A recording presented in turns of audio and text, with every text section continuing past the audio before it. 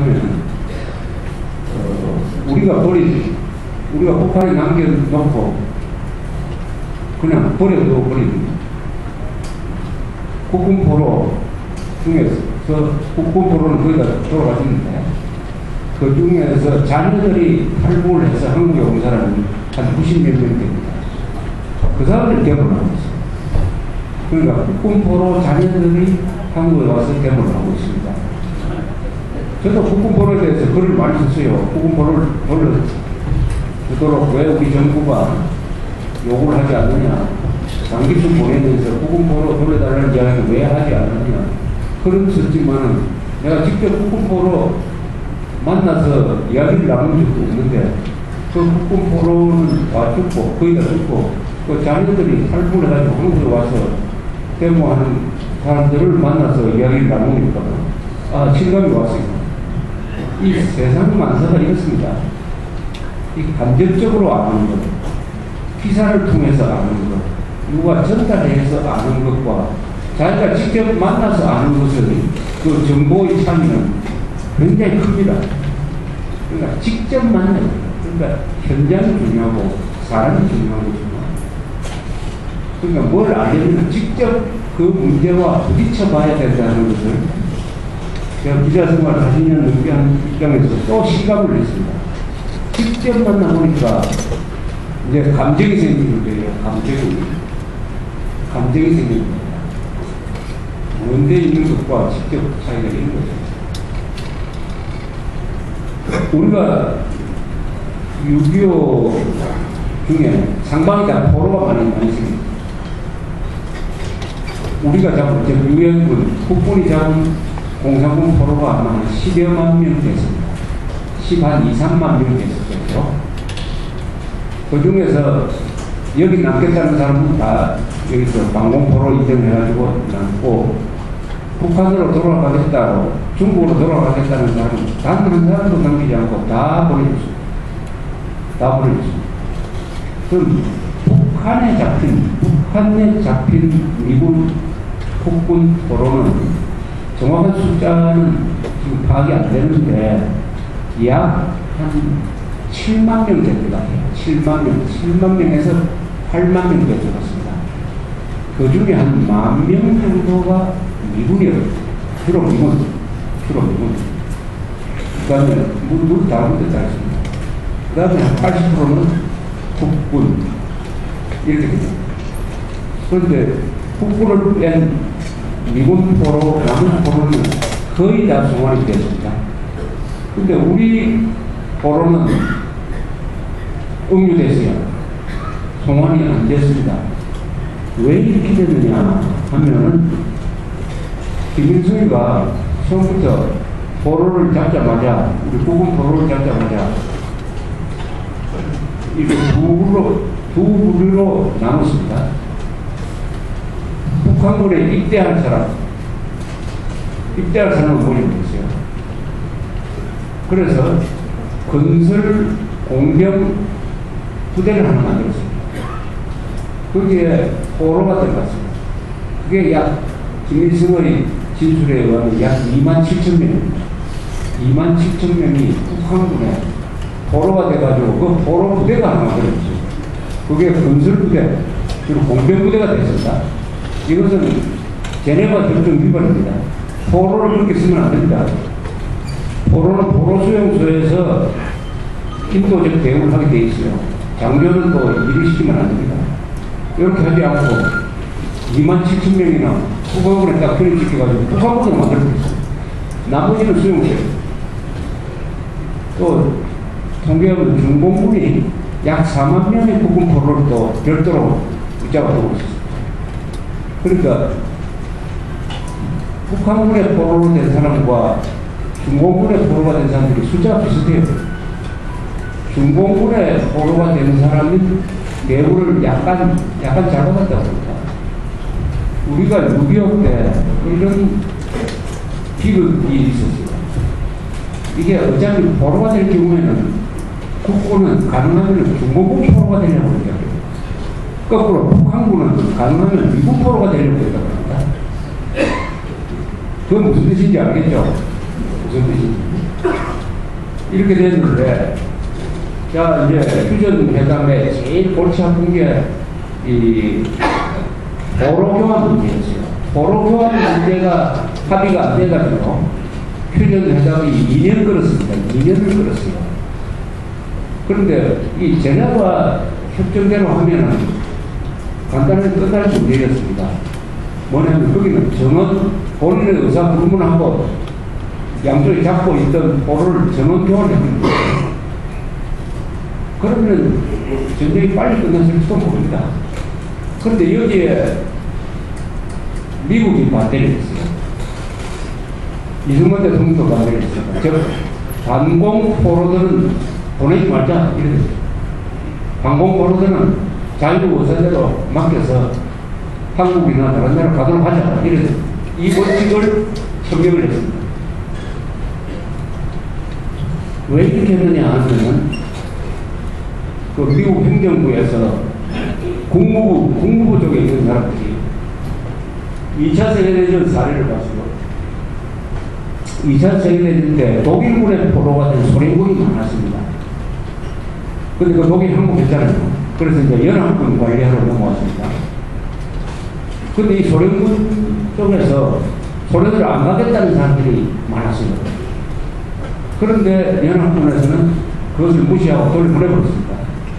근데 그 사람들 돌아가가지고 총살되고 수용소를 가고 해가지고 이렇게 당하는 것을 본 미국 사람들이 이 북한으로 중국으로 돌아가기 싫어하는 이 포로들을 돌려보내서는 안 된다 하는 이런 원칙을 제시를 하고 이걸 선언을 해버렸습니다. truman 대통령. 우리는 죽을 것이 뻔한데 포로를 돌려보내지 않는다. 이것은 협상 조건도 아니다. 이렇게 해버렸어. 그러니까 회담이 늘어나는데 그 대상은 주로 국군과 중공군 포로에 해당되는 것이었어요. 국군이 잡은 북한군, 미군이 잡은 북한군, 그리고 중공군 포로. 이것 때문에 전쟁이 2년 계속되면서 미군의 경우에 그때 죽은 사람이 한 전체 사망자의 45% 됩니다. 그럼 어떻게 보면 미국이 말이죠. 그 자국민하고 별 관계 없이 한국 사람과 중국 사람을 위해서 인도주의 원칙을 관철시키려고 하는 과정에서 자기 젊은 사람들을 희생시켰어요. 미군 포로에 해당되는 거다. 그만큼 또 미군 포로들이 이렇게 송환을 했습니다. 정말 지금으로는 아무 소리 할 수 있을까 생각될 정도로 이 고귀한 인도적 목표를 위해서 자국민을 희생시키는 그런 결정을 했습니다. 그래서 나중에는 방공포로를 유엔군이 관리하고 있는 것을 이승만 대통령이 강제로 그냥 석방시켜버렸습니다. 경호포로 석방. 1953년 6월 18일에 있습니다. 그것은 미국을 압박을 해가지고 한미동맹 계약을 맞도록 하기 위한 일종의 외교적 카드로 그렇게 이렇게 한 과정에서 결국 북한이 응유하고 있던 약 6만 명, 한 1만 명 정도 돌려주고 한 6만 명의 북한 포로를 돌려보내지 않고 계속 응유하게 됐어요. 그럼 이 사람들은 그 뒤에 어떻게 됐느냐? 형식적으로 수용소에 있는 사람은 전쟁 끝나자마자 풀어내가지고 이렇게 했다고 합니다. 연병장에 가운데 선을 딱 끊고 고향으로 돌아가고 싶은 사람이 오른쪽, 공화국이 좋아서 여기 계속 남고 싶은 사람은 왼쪽에 서라. 이렇게 하니까 누가 남으려고 하겠습니까? 이제 전쟁도 끝났으니까 또 그 사람들, 잡힌 사람들이 나이가 18살에서 뭐 20대 초반입니다. 결혼하는 사람 대부분일 거고 얼마나 고향으로 가고 싶게 했겠습니까? 전쟁도 끝났으니까. 그래서 전부 다 오른쪽으로 섰어요. 오른쪽으로 오자마자 그 오른쪽 끝을 향해서 그냥 기관총으로 사격합니다. 그래서 겁이 나서 다 왼쪽으로 갑니다.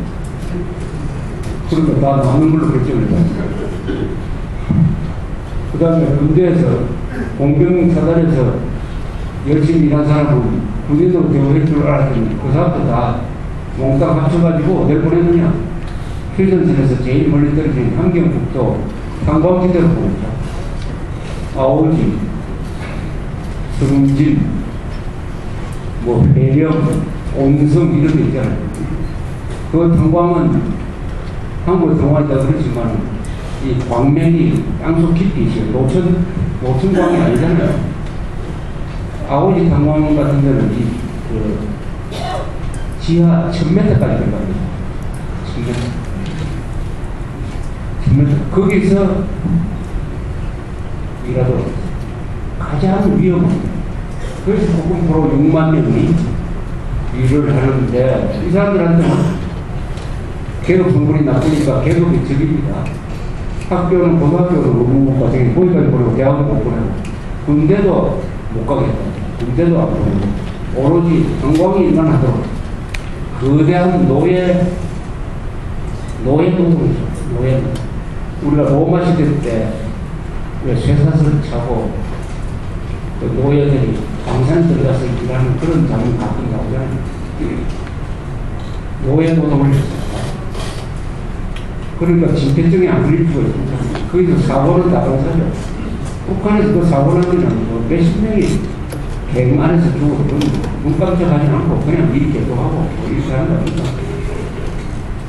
그래서 대부분이 60전에 다 죽은 거예요. 마지막에 집회증.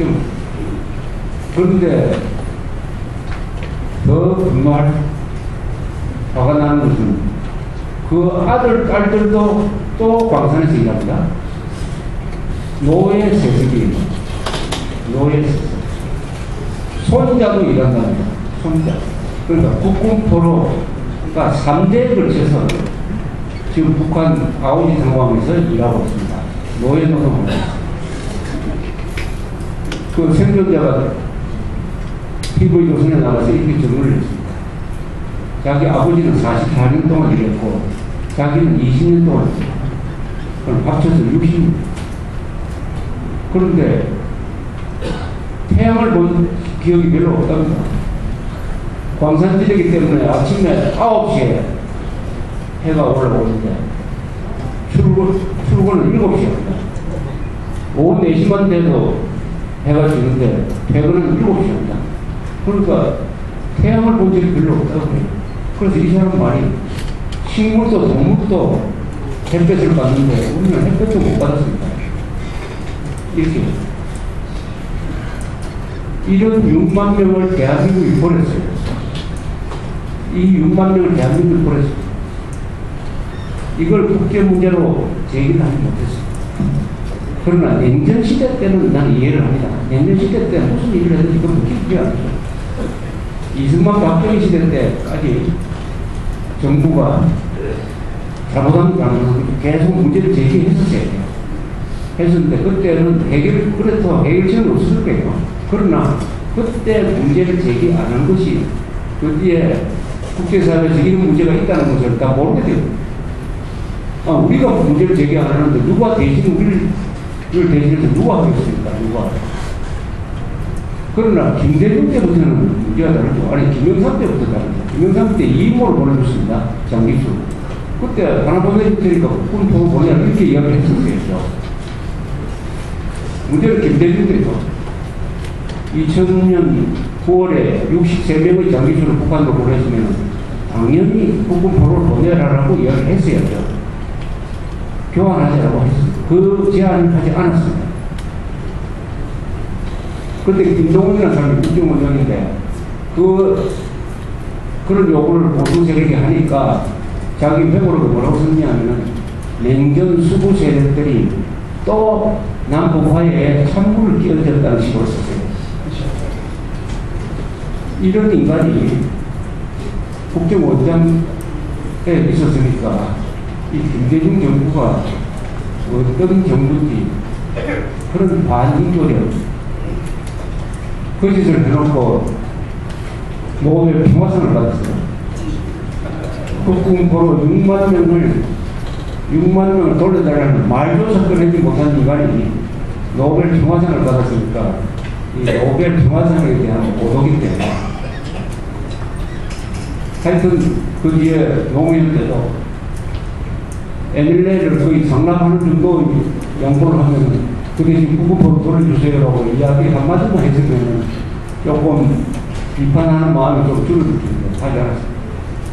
그런 사이에 6만 명 다 사라지고 이제 유엔의 기록에 의하면 유엔이 그래도 인권 보고서를 만들 때 그 조항을 찍어냈습니다. 저도 그걸 보고 새로운 정보를 많이 얻었어요. 유엔 호주 대법관 출신이 위원장이 돼가지고 두만 보고서를 냈어요. 거기에 조금 포로 이야기가 나왔습니다. 약 500명이 생존해 있는 것 같다는 겁니다. 지금이라도 늦지 않았어요. 지금이라도 이 500명을 돌려달라는 이야기를 해야 됩니다. 그것은 다른 정부한테 넘길 필요 없어요. 박근혜 정부가 해야 됩니다. 박근혜 정부가 여러분들도 전화를 돌려가지고 통일부에 전화하십시오. 여러분들이 월요일날 통일부가 문을 열면 그게 전화번호가 있으니까 전화를 드십시오. 500명을 돌려달라 하는 이야기를 북한에 해라. 500명이라도 우리가 돌려받아야 우리가 국가가 지은 죄가 약간이라도 줄어드는 거 아닙니까? 이것도 안 하고, 이 500명이 살아있다는 것을 모르면 몰라도 알면서도 안 했다고 하면 그때부터 책임은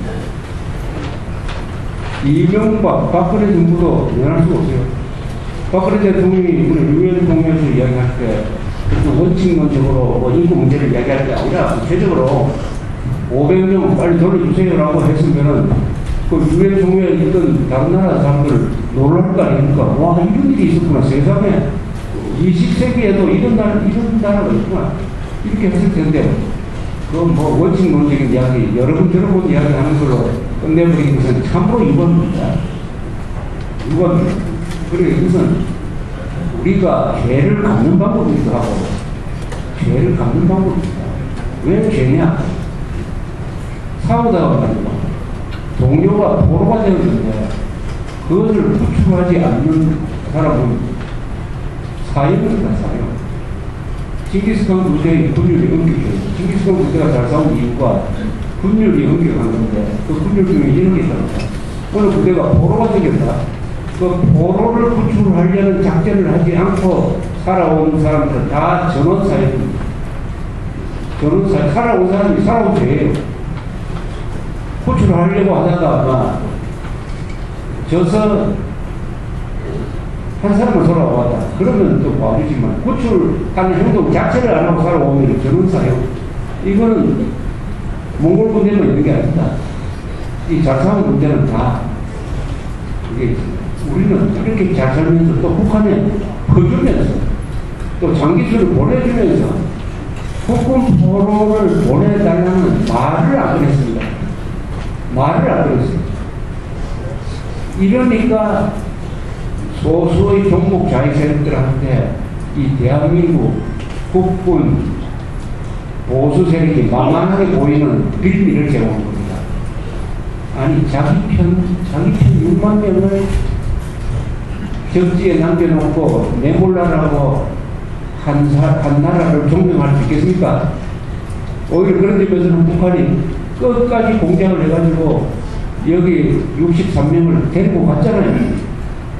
북한 정권은 자기 정권에 중심한 사람을 끝까지 챙겼잖아요. 그럼 누가 그 부분에 있어서 누구를 존경해요? 그래서 모르면은 뭐 없었지만 제가 알았으니까 여러분들이 꼭 한번 하세요. 통일부에 전화를 하세요. 통일부에 전화를 하세요. 그게 정치를 바꿉니다. 예? 그건 뭐 지금 관료들한테 맡겨놓은 일이 아니고 이건 대통령 결정입니다. 청와대에도 전화를 했어요. 청와대. 그 관련 정보를 알아야 되니까 조갑제닷컴을 들어가서 지금 포로 이야기가 많이 적혀 있으니까 그냥 읽어보세요. 읽어보시면 아마 읽어보시면 가만히 계시지 못할 거예요. 그럼 이 자녀들은 왜 대보로 가느냐? 98명이 와서 이제 그 그리던 고향으로 갔습니다. 그 아버지들이 얼마나 고생을 했습니까? 노예로 살았습니다. 정말 아들도 노예가 되고 손자도 노예가 되니까 그 아버지가 육체노동도 괴로웠지만 고향을 그리면서 어떤 삶을 살았을지는 상상이 막힙니다. 몇 개월만 되면은 어른이 때도 계속 울더라고요. 그걸 짜증났답니다. 아직도 보기는. 그리고 무슨 이산가족 상봉이 있다 하면 그때 좀 벌써가지고 아 우리도 만날 수 있을지 모르겠다. 특히 장기수 보내줄 때는 아 우리도 보내줄지 모르겠다 해가지고 들떴다가 그때 충격을 받아가지고 죽은 사람도 들었다. 자 이렇게 목숨을 걸고 왔는데 북한은 지금 탈북하다 잡혔다고 해가지고 충분하지 않아요. 그러나 국군포로 자녀들이 탈북하다 잡히면 사형시키든지 수용소를 보낸다. 여기 와서 이제 고향을 찾아갔습니다. 아버지 그 소속 사단도 알고 고향도 아니까 찾아가니까 거의 전부 다가 전사 처리가 되어 있습니다. 전사. 그러니까 보증을 올릴 데가 없어요. 그러니까 DNA 테스트를 했습니다.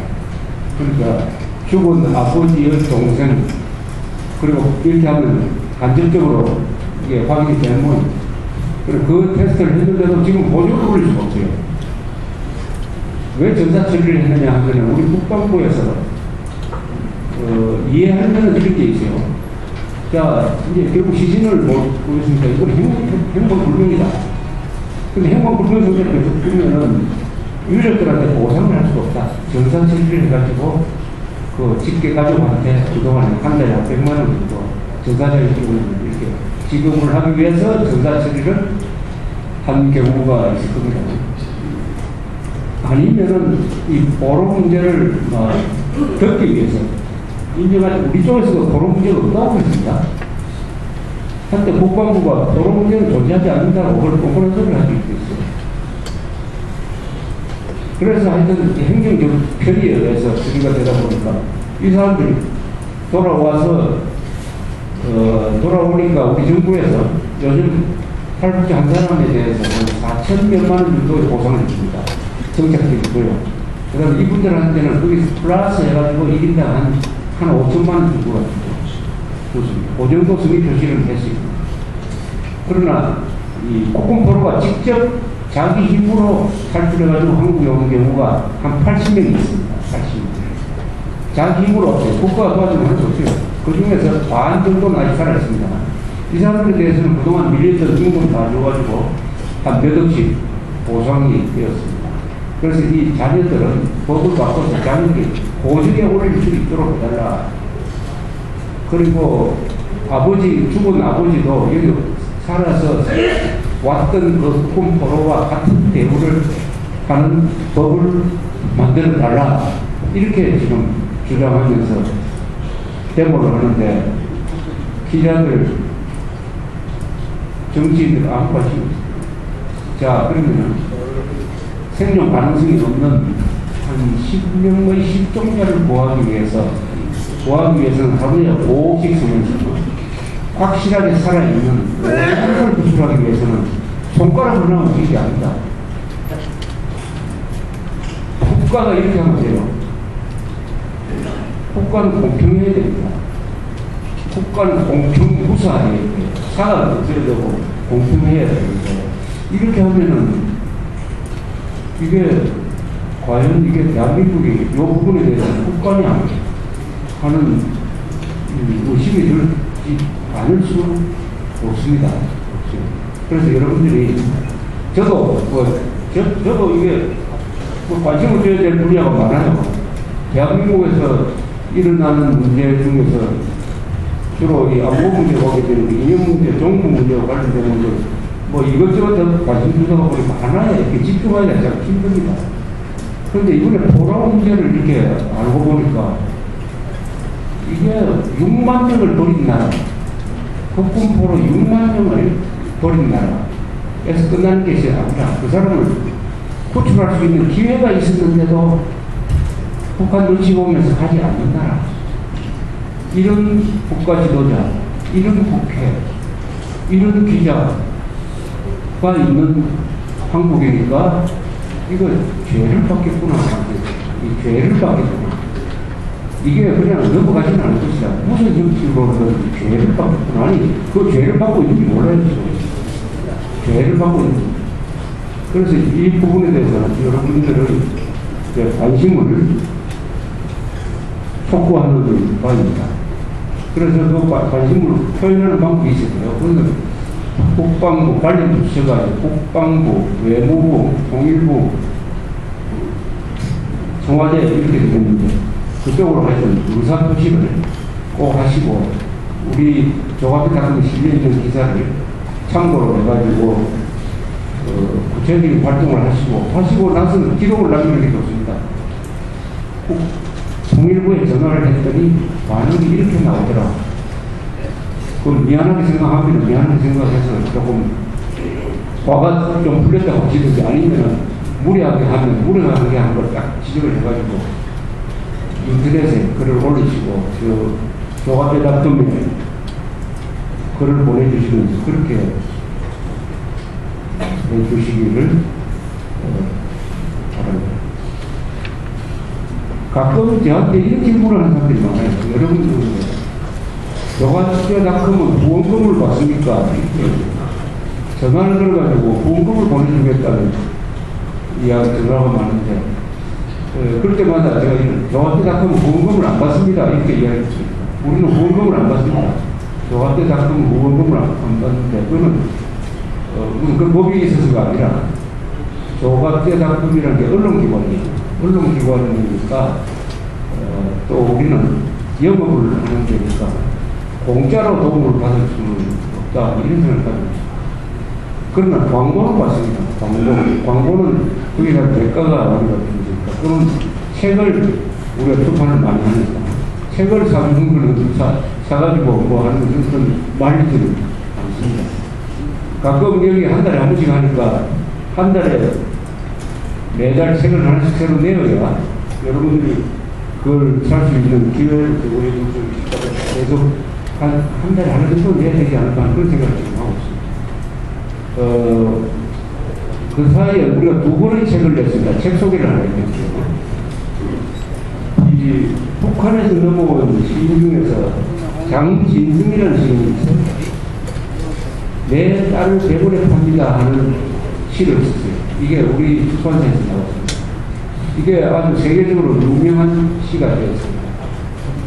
이 사람은 시를 잘 써가지고 북한에서 김정일을 만났던 일종의 개관시인이 됐어요. 개관시. 그런데 북한에서 탈출을 했습니다. 한국에 와가지고 쓴 시는 아마 제가 읽어본 시 중에서 가장 감동이 있습니다. 근데 그 탈출 과정을 최근에 써가지고 영어로 출판이 됐는데 한국 사람이 쓴 책 중에서 영어권에서 베스트가 셀러가 된 아마 첫 기록을 남겼습니다. 이게 영어로 번역된다는 게 매우 중요합니다. 이 영어로 번역돼야 세계 여론에 영향을 끼칠 수가 있습니다. 그 점에서는 우리 조합대닷컴도 좀 부족한 점이 많아요. 좋은 기사를 영어로 번역돼야 됩니다. 이 좌파들이 그런 걸 잘해요. 그래서 비로소 이걸 읽고 북한 사정을 알았다 하는 그런 사람들이 많습니다. 그것이 거꾸로 우리가 또 번역한 거라기보다 그 원본을 실은 세계 경의하는 지도자에게는 책으로 나왔습니다. 장진승 경의하는 지도자로 참고를 했습니다. 또 하나는 여고생이 작심을 해가지고 미국에 가서 미국의 고등학교 과정을 거치면서 수기를 쓴 소심한 인정의 대담한 선택이라는 책인데 이 책을 읽어보고 혹시 여러분들의 손자, 손녀 이런 분들이 있으면 권하고 싶은 것은 역시 유학을 하는 게 사람을 얼마나 성숙시키느냐 하는 것을 알 수가 있습니다. 이 고등학교 때 유학하는 게 좋은 경험이겠다. 고등학교 때 유학하는 것이 남자가 군대 가는 경험하고 좀 비슷한 것 같습니다. 군대와 유학의 공통점은 뭐냐 하면 낯선 환경으로 가는 겁니다. 가족을 떠나는 겁니다. 그렇게 하면은 그게 적응하기 위한 노래입니다. 적응하기 위한 노래는 항상 자기가 가지고 있는 능력을 충분히 발휘하게 또 고생을 합니다. 실수를 해요. 그러면서 성장하는 거죠. 성장하는 거죠. 이런 경험. 그래서 약 10만 명의 지금 우리나라 유학생들이 외국에 가 있습니다. 그 중에서 실패하는 경우도 있어요. 외국에 가서 오히려 거기서 더 스트레스 받고 돌아오는 사람도 있지만 그것은 소수입니다. 외국 유학, 특히 외국 유학을 보면 좋은 나라 가는 게 좋죠. 우리나라보다 미국 같은데 외국 경험을 하니까 이 여고생이 쓴 책이 아주 어른스럽게 보이고 그게 아주 감동적이었습니다. 두 책을 참고를 해주시기 바랍니다. 그 다음에 요새 한국에서 일어난 일 중에 꼭 제가 한번 코멘트를 하고 싶은 분야가 있습니다. 그건 KTX입니다. KTX. 제가 KTX를 굉장히 많이 타요. 그런데 KTX를 지금 특시를 탑니다. 그러니까 꽤 비쌉니다.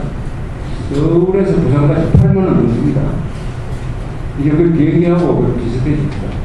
탈 때마다 특실이 점점 일반실이 되고 해가지고 이제 특실과 일반실은 구분이 없어져 버렸습니다. 무궁화호를 탔더니 무궁화호가 특실보다 나은 것 같은 거예요. 왜 이렇게 되는지 아십니까? 특실이 왜 이렇게 음악이 되는지 아십니까? 카페트가 이렇게 막 벗겨지고 카페트가 뭐 불이 쏟아지든지 얼룩이 진 거를 그냥 그대로 두고 이 KTX 타신 분들 알겠지만 이 화장실이 제일 불편합니다. 화장실을 열 때 동작을 두 개 해야 되죠.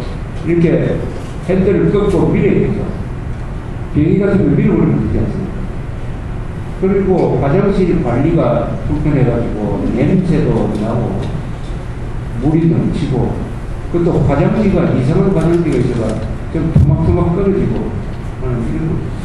근데 KTX는 신간센보다 40년 뒤에 만들어진 기술이에요. 신간센하고 비교하면 이 천지차입니다.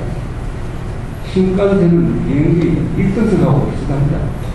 근데 왜 이렇게 되느냐? 이게 일본과 한국. KTX는 40년 뒤에 등장했으니까 모든 점에서 신간센보다 시설도 좋고 기술도 좋아야 돼요. 왜 이렇게 됩니까? 관리. 일본에서는 제일 깨끗한 빌딩은 오래된 빌딩입니다. 일본 사람들은 건물을 하나 만들어 놓으면 그 관리한다고 문지르고 해가지고 오래될수록 가장 깨끗한 빌딩이 되는데 한국은 오래될수록 관리를 엉망해가지고 처음은 건사된 빌딩이 이렇게 돼가지고 지금 아마 앞으로 특실비에다가 또 다른 칠을 하나 만들어야 됩니다. 그런데 대한항공은 세계에서 기내 서비스가 1등입니다. 대한항공 기내 서비스가 세계에서 최고를 KTX는 이렇게 엉망인데 차내 왜 이런 이 두 가지를 비교를 하면은 여기서 뭐가 교훈이 하나 나옵니다. KTX는 국내용입니다. 대한항공기는 국제용입니다. 즉 외국 사람들을 상대하는 걸 기준으로 해가지고 세계 사람들이 만족할 수 있도록 관리를 하고 KTX는 국내 사람만 타니까 한국 사람들한테는 뭐 이 정도도 감사하게 생각하겠지. 한국 사람들 적당한 거 좋아하니까 이 정도는 뭐 이렇게 하면서 국내용으로 가면은 한국은 저렇게 한국에서는 국제화가 나라를 발전시켰습니다. 국제화가 뭡니까? 이승만이 국제화 아닙니까?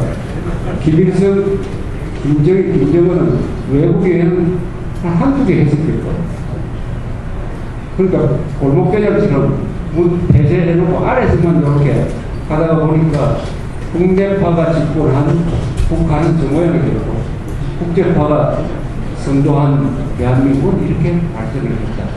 그러니까 낯선 사람들하고 만나는 게 여행입니다. 그래서 여행은 독서라고 해요. 여행 안 하는 사람은 책의 첫 페이지만 계속 되풀이해서 있는 사람하고 같다는 말은 그 말입니다. 그래서 KTX와 대한항공의 차이가 뭐냐 하는 것을 한번 봐도록 삼으시면서 이 세상을 보는 것도 재미가 있을 거라고 생각을 하면서 오늘 이야기 끝내겠습니다. 감사합니다.